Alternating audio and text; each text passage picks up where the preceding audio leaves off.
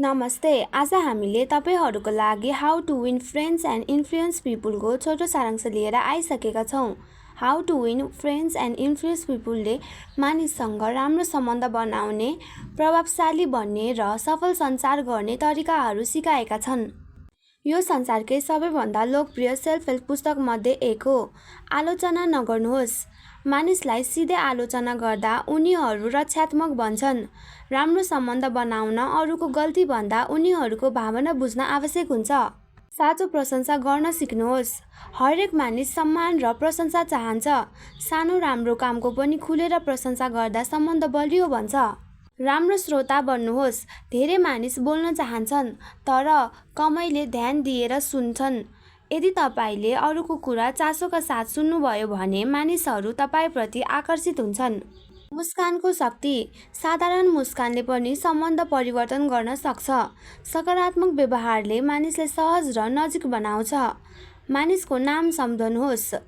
कसैको नाम लिएर बोल्दा उनीहरूले आफूलाई विशेष महसुस गर्छन्।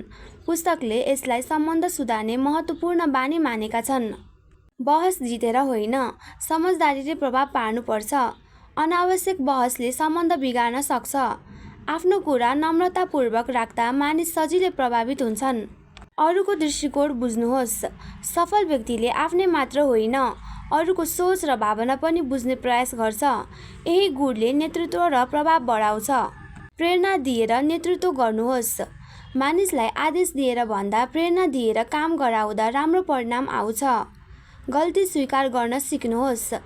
यदि आफू गलत छ भने स्वीकार गर्दा मानिसको सम्मान बढ्छ। अहङ्कारले सम्बन्ध बिगार्छ। मानिसलाई महत्त्वपूर्ण महसुस गराउनुहोस्। हरेक व्यक्ति आफूलाई मूल्यवान ठान्न चाहन्छ। यदि तपाईले अरूलाई सम्मान र महत्त्व दिनुभयो भने उनीहरू तपाईप्रति सकारात्मक हुन्छन्। पुस्तकको मुख्य सन्देश। मानिसको मन जित्न सक्ने व्यक्ति नै जीवनमा सबैभन्दा सफल हुन्छ।